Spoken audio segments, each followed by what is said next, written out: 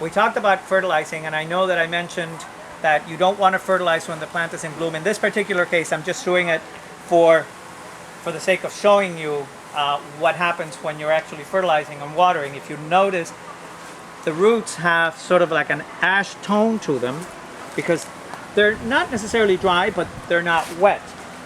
You'll see in a minute when I start watering how they turn to a different shade of green. And I use this particular plant that is in full bloom only because it has the big roots, so it's easier for you to illustrate, to notice what I mean.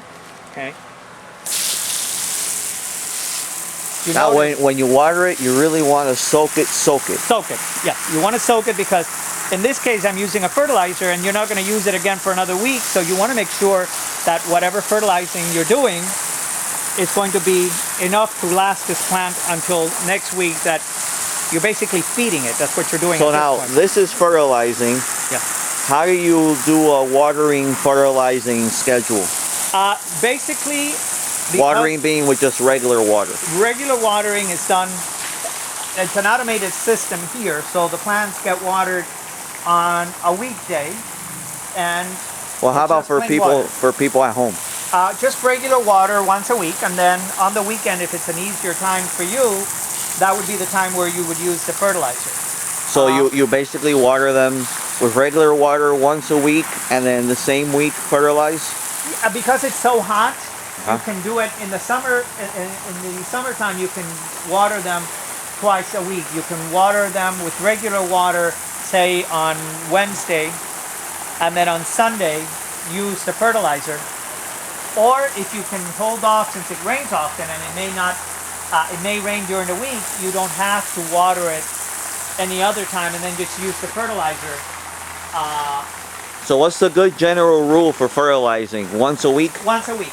And watering also once a week, depending on where you live. Or if the plant is in bloom and you're not going to fertilize it because it's in bloom, then you would just use plain water. Okay. In that case, you would just use plain water and you would do it once a week.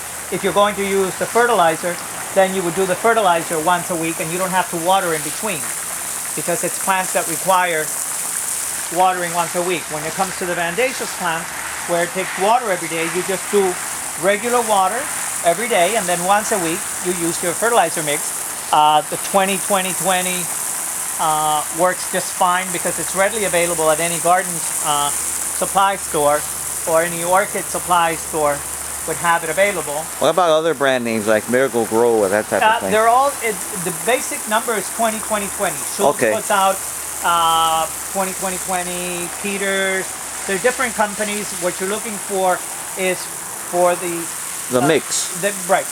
Okay. One of the elements on this mix promotes good roots. Other helps with leaves and color, and the other with growth. So basically, so long as it's 20-20-20, it doesn't really matter who the maker is, because they're all basically the same way.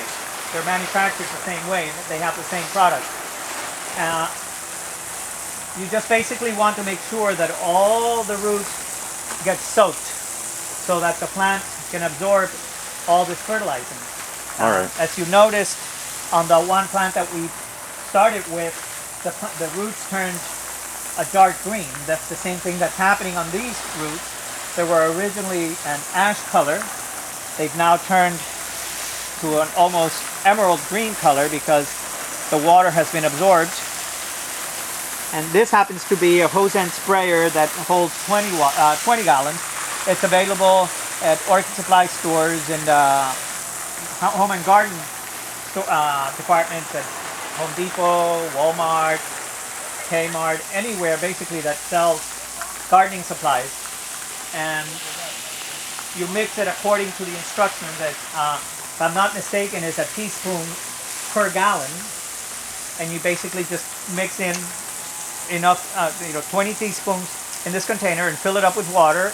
And this will be your gauge that when you're through with this amount, you've now used 20 gallons of water. This one is not 20-20-20. It's what we use here at the greenhouse, but it's the same type of fertilizer. So It's just the industrial type for or the commercial use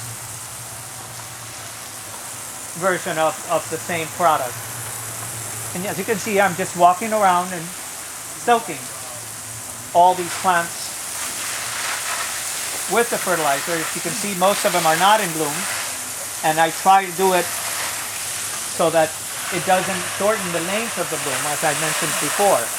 But I'm just showing you that what I'm actually doing is ensuring that all the roots are really, really soaked. And the plant is taking in all this fertilizer. And you basically... Can you, is it possible to over-fertilize?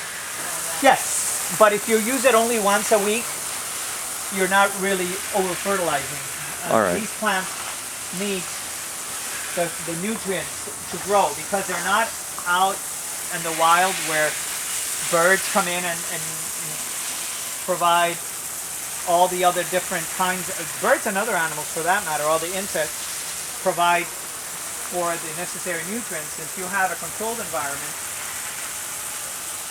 you need to make sure that you provide them with the food they need in order to grow. And you notice that I have some plants here that are in bloom that I am fertilizing, but this is a plant that is constant. This one in particular is a plant that is almost always in bloom, so at one point or another it needs to be fertilized. So it really doesn't matter because it's always in bloom. It's not going to hurt it in any way.